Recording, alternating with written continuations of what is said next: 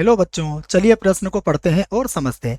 निम्नलिखित रेखा युग्मों के प्रतिच्छेद बिंदु ज्ञात कीजिए। तो हमें रेखाएं दी गई है 9x माइनस 10y बराबर 12 और 2x माइनस 5 बराबर 0 और हमें इनका प्रतिच्छेद बिंदु ज्ञात करना है। ठीक है, तो हम इस प्रश्न के लिए सबसे पहले मुख्य अवधारणा लिख लेते हैं। तो देखो बच्चों, इस प्रश्न के लिए हमारी मुख्य अवधारणा यह होगी कि प्रतिच्छेद बिंदु कैसे ज्ञात किया जाता है। ठीक है, तो प्रतिच्छेद बिंदु ज्ञात करने के लिए हम क्या करते हैं, हम प्रतिस्थापन विधि का यूज कर लेते हैं। तो मुख्य अवधारणा में हम ये समझेंगे कि प्रतिस्थापन विधि से प्रतिच्छेद बिंदु ज्ञात किए जा सकते हैं। ठीक है ना, प्रतिस्थापन विधि का मतलब होता है x का या y का मान निकाल कर आप दूसरी समीकरण में रख सकते हैं। तो यहाँ देखो बच्चों, हमें क्या दिया है, हम लिख लेते हैं।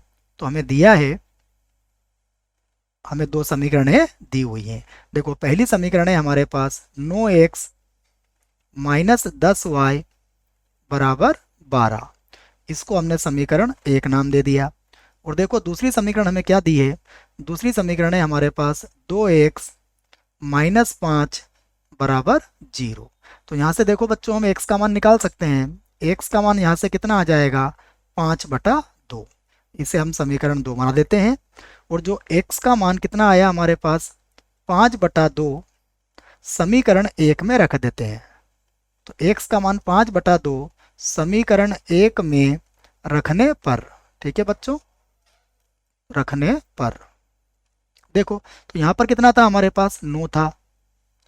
फिर गुणा x का मान हमने कितना रख दिया, 5/2 रख दिया। माइनस है हमारे पास 10y और बराबर हो जाएगा 12। ठीक है बच्चों, तो देखो 9 का पहाड़ा हम 5 बार बोलेंगे तो 45/2 आ जाएगा। तो ये हो गया हमारा 45/2। ठीक है, और यहाँ से देखो हम 12 को बराबर के इधर ले आते हैं तो ये हो जाएगा -12 बराबर हो जाएगा 10y। ठीक है, अब हम इसका लघुत्तम ले लेते हैं तो ये बन जाएगा हमारे पास 45 माइनस 24 और बटे में आ जाएगा 2 बराबर हो जाएगा 10y। ठीक है, अब 45 में से हम लोग 24 को घटा लेते हैं। देखो, तो 45 में से 24 घटा लीजिए आप, तो हमारे पास बचेगा 21/2 बराबर हो जाएगा 10y। ठीक है बच्चों, तो यहाँ से y का मान हमारे पास कितना आ जाएगा, y का मान आ जाएगा 21/20। तो ये हमारे पास y का मान आ चुका है।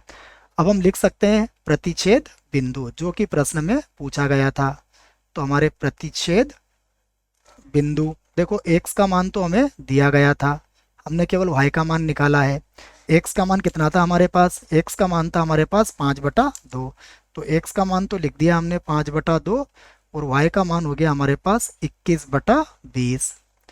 आशा करता हूँ आपको इस प्रश्न का उत्तर समझ में आया होगा। धन्यवाद।